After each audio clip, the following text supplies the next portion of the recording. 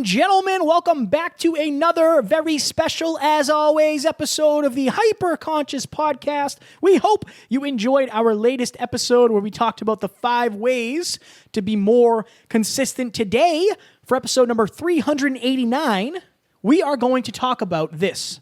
Are you as confident as you say you are? So very early in Kevin and I's journey, when we first met, he opened up to me and said, like, everybody thinks I'm kind of like, for lack of better phrasing, a badass, super confident, tattoos, a fighter, lift heavy weight. And some of that is true, but on the inside, you felt like Clark Kent. Yeah. And I think that is what a lot of people are doing. And so just to provide context, we have been very fortunate enough to have almost 250 members. I think we just surpassed 250 members in the Hyperconscious Nation, which we really appreciate. Awesome, amazing community. We love you guys. And there were certain questions that you entered if you joined that group. One of them was, how confident are you from a scale of 0 to 10? Yep. And Kevin and I did an analysis in an effort to figure out who our new ICA is, who we're talking to, understand our listeners at a deeper level so we can better serve you. And what we realized is that the first question, from 0 to 10, how confident are you? People were giving answers that were fairly high, but then the next question was about their fears and what they feel is holding them back. And I'll give you an example. One person said a 7 for confidence, but then said that their biggest fear was social situations. And in my consciousness, it's like, if you're a 7, social situations wouldn't bother you probably. So I think that what we realized is that a lot of people have either an inflated view of their own confidence level, or they're just not willing to say it publicly. Because there was one other person that said, I say that I'm a 7 outwardly, but inwardly I'm a 2. Yeah. Yeah, I think... Again, and this is the other thing, too. I think, to a degree, confidence can be subjective, so maybe you don't know exactly where you are. Maybe you don't know what a 7 is. I mean, there's a lot of things. But the vibe we got by going through these is the average number was probably... 6. A 6? Yeah, anywhere from 6 to 7. And the other thing is, like, I know a lot of these people. And again, this doesn't make them bad or we're not saying any of that. But I do see a trend that I think people claim to be more confident than they are. And this is the other thing, too. Think about this. And this is an interest. I mean, it's going down a rabbit hole a little bit. But all the people on social media that post that certain booty pic with their leg up and their other leg tucked, like right in that moment, they're portraying that they're more confident than they are. Yeah. Because and again, I've done this too. If you look at my old pictures when I was a bodybuilder, now I never photoshopped. Alan knows I'm adamantly against that. I will never Photoshop anything. But one of the things I used to do is, like, I used to take 15 pictures and take the ones that, like, the light shine best off my abs. Like, I've done that. So I understand. That. But a lot of the influencers that we see, they are dealing with the same thing. And they literally have, like, they have a certain way that they take every picture. Why? Because it looks the best there. Now, does that mean they're not confident? I don't know. Maybe they just know that works. But at the end of the day, like, there's something to that. Right. There's something to that. I'm not going to say it's that they're not confident.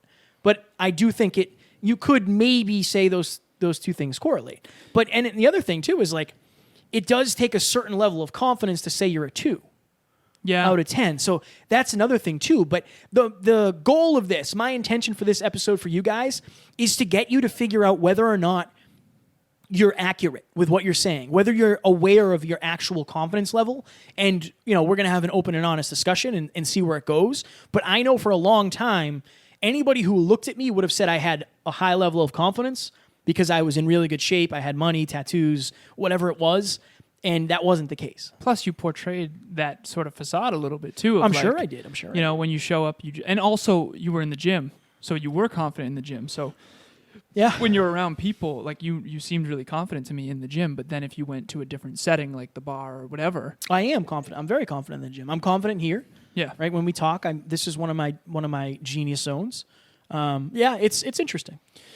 So one of the intentions that I've set as well is, and I've realized this, I remember early on in Kevin's journey, we talked a lot about self-belief and how he needed to build more self-confidence on his end of Drive to 5, and I needed to develop more humility. 100% still true.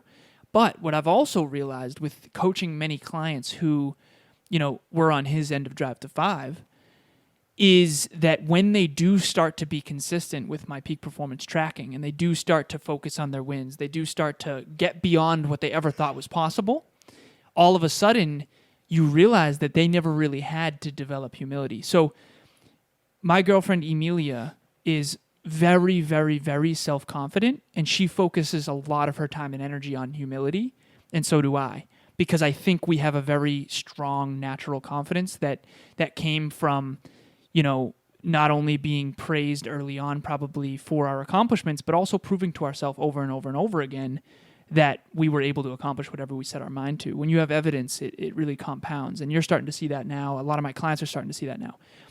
What I find interesting is that if you are out there and you're on the low end of Drive to 5, and if this episode gets you to realize, okay, maybe I am a 2, that's okay. Let's live in the truth and let's start to focus on building confidence through evidence, keeping promises you make to yourself, building self-esteem, creating a system of success, getting momentum. But then when you start to really get up in the real true 7s, 8s, 9s, you're going to have one of the problems that I have, which is thinking that you might get an inflated view of self. In other words, I don't want your competence to be so much lower than your confidence. And that's something I'm guilty of. Like, I believe that I'm more competent at being on time than I really am. And so therefore I'm constantly late. That's just one example, right? So I remember when I first saw Brendan Burchard speak, I was under the impression that I was a great speaker. And yeah, maybe compared to certain people, but compared to Brendan, who's been doing this for multiple decades, it's not even close. And so I had a real gut check with that. So if you're out there right now and you don't have self-confidence, start there. Build confidence over time. But remember, you might not have had to develop humility, because if you're not confident, you're appearing humble to other people just because you're not confident, not because you've actually developed humility. And on the other side, we said this the other day, like, think about somebody that's super arrogant. That doesn't mean they're confident. I know. It's interesting. All of this is probably a defense mechanism. Yeah. Humility in a lot of cases is a defense mechanism, because you're not, like, people who can't take compliments, who struggle to take compliments, I shouldn't say can't. If you struggle to take a compliment, I would argue that you might not feel worthy of that compliment. Right.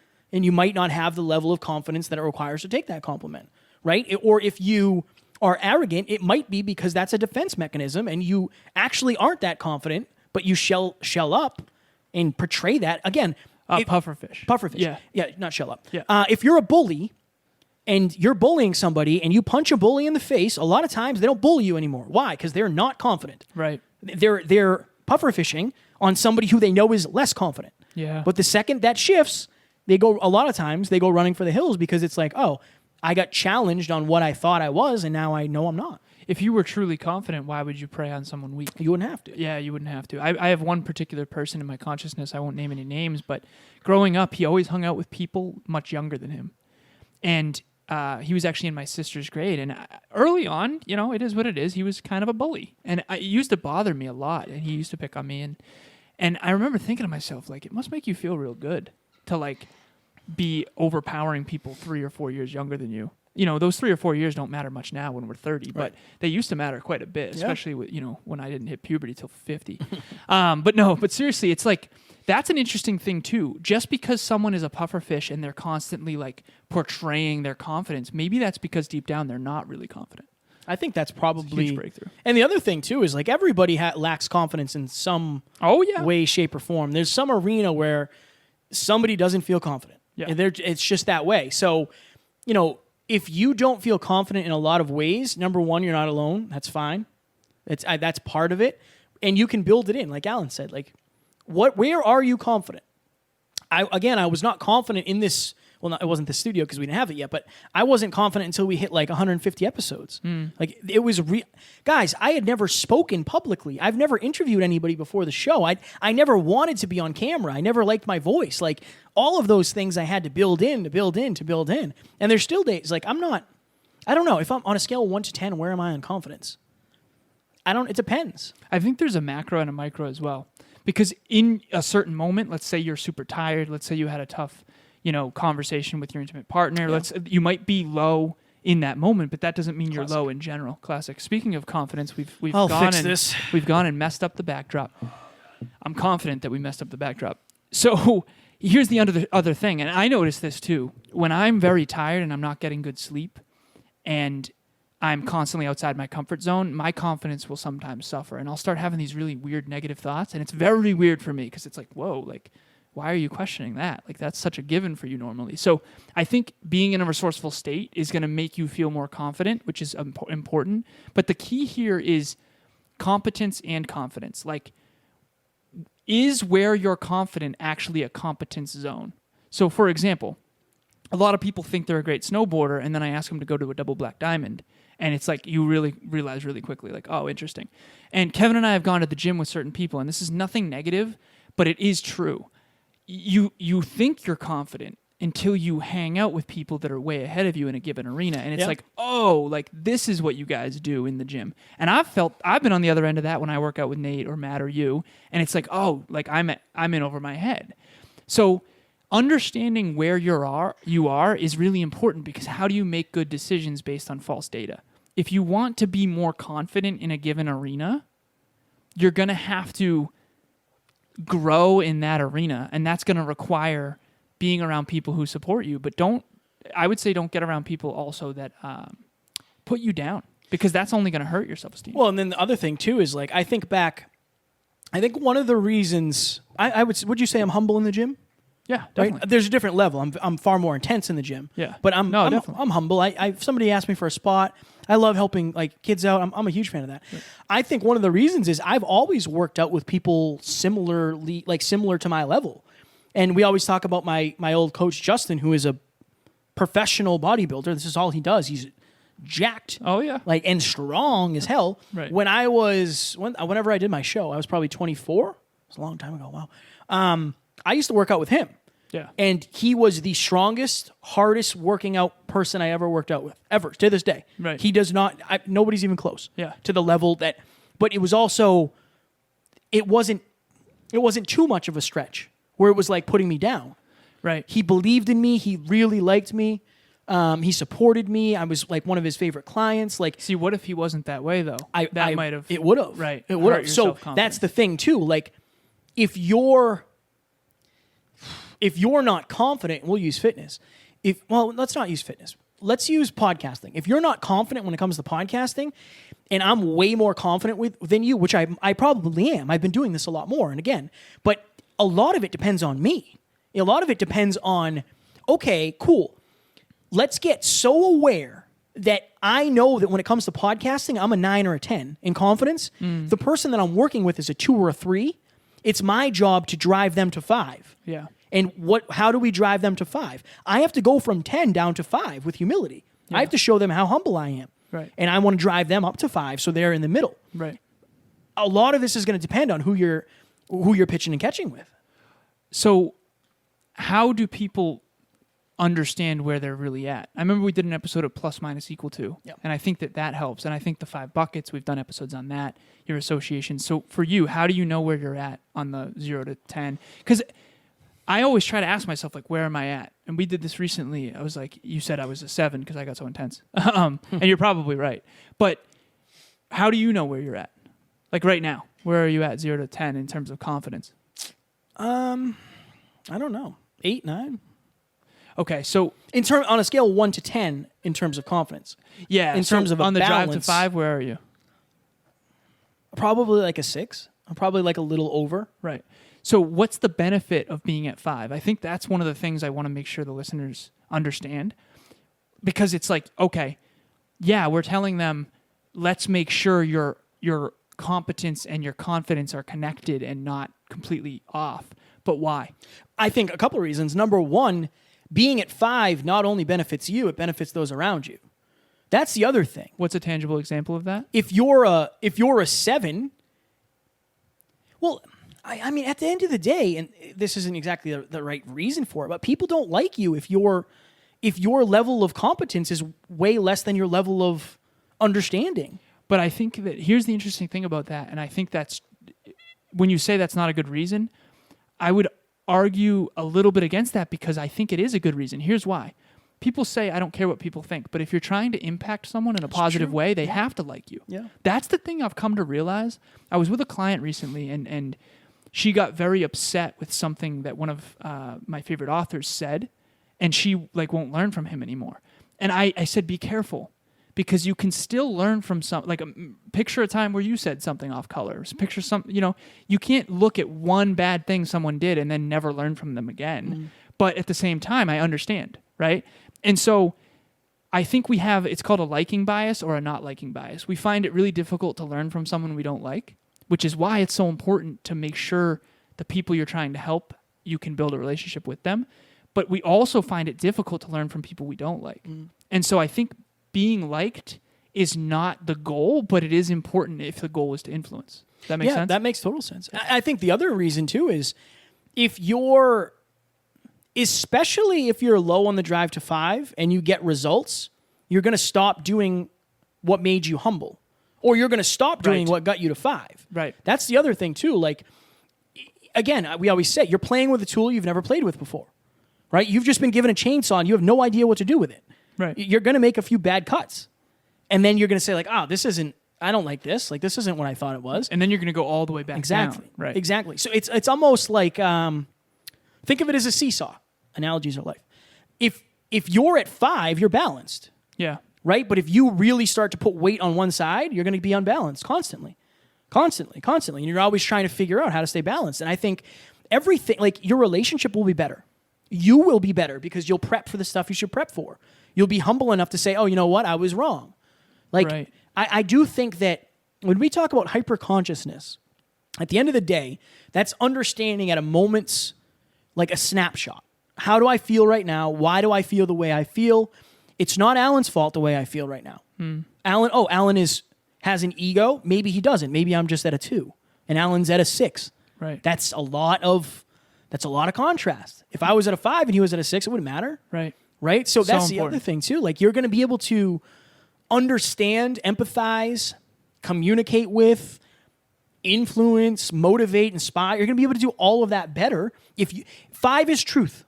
Yeah. 5 is truth. And if you get there, number 1, well, I keep saying number 1. We're at like number 60. You're going to get more truth. You'll understand more of what actually is. It gets so deep. Why is the truth so important? And I agree with you. I like to dig on this stuff because in my head, I think about like, okay, imagine the 0s, too much uncertainty. Now imagine the 10s, too much certainty. So imagine the 0 end of drive to 5. Yeah, but both of those are certainty in quotations. Really? Well, it's almost like if you're on the low end, you have too much uncertainty to take action.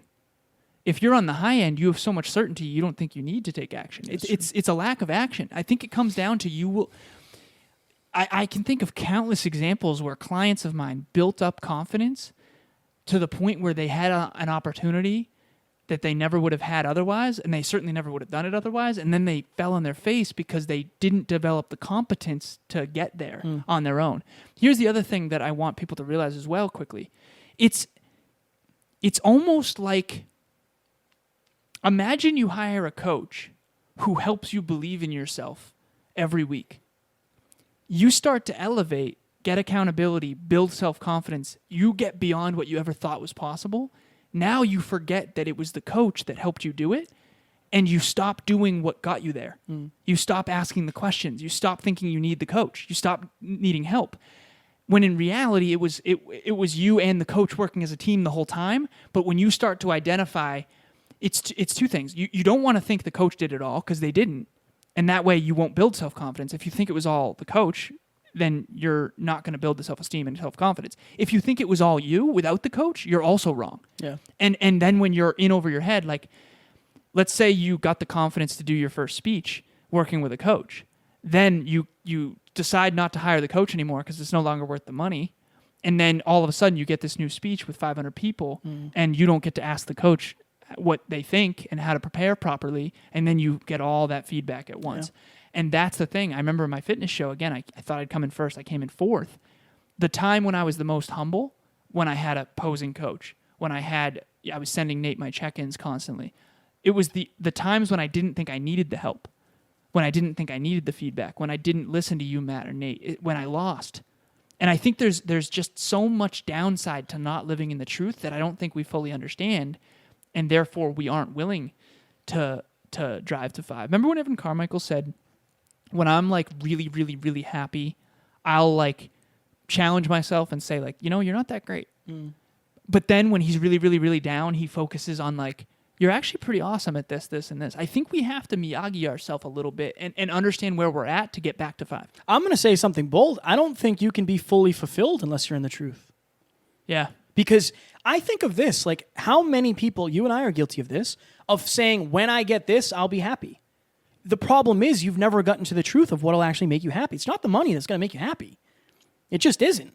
Well, all money is certainty or impact, right? Or opportunity. Right. Like it's a mask for something else. It's a Band-Aid. It is. And I think of like, and again, I don't know enough about this to talk professionally on it, but you see people like Robin Williams and Chester Bennington, the lead singer of Linkin Park, Anthony Bourdain. Like you see these people who commit suicide. I wonder if it's that. If they got everything that they thought they wanted, but they didn't live in the truth. Like it didn't fix. What if, what if that wasn't the truth? And they got to the truth and realized like, oh no, I put everything into this. Now I'm known as one of the funniest people ever. Now I'm known as a rock star. Now I'm known as the guy who travels around. But I'm still not happy. And I'm still not happy. And then they think they have no way out. And I'm not saying that's the case. Right. Again, this is very explorative for us, but I know that's kind of what happened to me. I wasn't willing to live in the truth of I'm not confident, of I put all my validation in external things. If I don't have a hot girlfriend, I'm worthless. Like if I don't have a lot of money in the bank, I'm worthless. Yeah, man, powerful. I have a feeling, and again, I'm not going to say this is a law, but it kind of makes sense. Like I feel like it is a law. Oh, I'm not there yet. I got to do with some the more Drive study. to 5. This Drive to 5 is a law. That's what I meant. Oh yeah, that's yeah, what I meant. yeah. No, I mean this. I mean the suicide thing. Oh yeah, no, Yeah, I I don't think that's a law. I think it's too much feedback all at once creates trauma. If you think you're a 10 and then you go get all the evidence that you're not, it's almost like it's too big of a jump. Because when you're going from, I remember again, I'll use my show just because it's such a tangible example. Like when I thought I would kill it, I was a little bit delusional. I understand that. I went not only did I not get first, I didn't even come close. And it was like really painful. It was like, holy shit, I was that delusional. Yeah. And I feel like that's the problem. If you're not living in your own truth, you're kind of suppressing the truth, and the suppression of self-expression leads to depression. I was on a check-in with Emilia last night, and I said this to her, and I think it's powerful. I said, babe, I honestly aspire to be stupidly truthful with her, for lack of better phrasing. Like I tell the story about like Tucker pooped on the rug, and I didn't want her to get upset with anything because I knew she was having a hard night, and I was like, I can't not tell her because I don't want anything to be between us. And I'm convinced that you can only be as truthful with others as you are with yourself. And if you don't admit to yourself your own unique truth, how do you improve upon it? And on coaching calls, all we're really doing is helping our clients find the truth. If you think you're worse than you are, we're gonna build you up and make sure that's not true. That's what a coach does. That's what a coach does. It brings you to 5. I like to think of it like this, and I don't know. Would I be like more cocky if I never worked out with, if I didn't consistently work out with Matt, if I didn't work out with Justin? Like, would I be more cocky? On some subconscious level, maybe. Probably. Right. Again, and I use the Muay Thai boxing, kickboxing analogy. Like, people come up to me all the time, and this is super important. This is like a great lesson. I'll literally have people come up to me in the gym, stop me in the middle of me hitting the bag and say like, yo, you are nasty. And I say like, I'm not. I look really good on the bag. Cool. There's levels to this game. Right. I say it all the time. Trust me, I've been to the Muay Thai gym. Trust me, I've grappled. I've wrestled. I've gotten my ass kicked. Like, I'm not that good. Right. But you don't know it if you're watching me because you've never lived in the truth. Right. The truth is... This isn't a fight. Is not kicking a bag. Right. Baseball is not batting back. practice. The bag does not fight back. The truth is when you step into the ring or sparring with somebody and they're living in their truth too. Yeah. That's when it's like, oh shit, trash just fell over. Like, oh, I have been living. I'm not living in the truth. Right. I'm living at this elevated You want to ego. talk about all the feedback at once? Trust me, getting knocked out. I've never gotten knocked out, but I've come close. Imagine going to a bar and assuming you were the toughest guy there, and then you ran into someone who was humble, appeared weak, and they train every day fighting. Yeah. And they don't need to show it off. And you try to fight that person while you're drunk, you're going to get your... And that's the thing. You're like, going to get guess hurt. what? You're probably not the toughest person at the bar. Like, there Exactly. probably is somebody there who is that way. Right. Like, when we interview... We got to go because the camera's going to shut off. Yeah. But when we interview Julian... Oh, yeah. Julian is humble, Yeah. but when he puts on the boxing gloves, I don't remember what episode, 47, 40, whatever. It's way back there. Yeah. But when he puts on the boxing gloves, different he is human. an assassin. Yeah, different person. This is what he does for a living. And we went from podcasting, which he had no confidence or competence. And we did, to that, and it was like, whoa. And then he held mitts for us. Like, I was terrified because I know what you're capable. I know what your truth is, sir. I know what it is. All right, we got to go. We Yep. got to go. So at the end of the day, guys, Alan and I are challenging you to figure out where you actually are. When you go to bed at night and nobody's around, you're not writing it down, how confident are you really? And are you betraying that? And are you owning that? Right. Are you living that way? Fire. Also, Hyperconscious Nation, www.hyperconsciouspodcast.com. It should be at the top. Alan and I are doing free 30-minute consultations. I'm doing for podcast. Alan's doing for peak performance business. And we do it together because we love it. Free, no strings attached. Alan at the hyperconsciouspodcast.com. Kevin at the hyperconsciouspodcast.com. A Lazarus88 on the gram. Never quit kid on the gram. Quickly. Strong work. Thanks. Every Monday, 6 p.m. Eastern Standard Time, come and learn more about how to achieve your dreams. And we are getting people to connect in there. It's absolute fire. It's one of my favorite things. I love Mondays.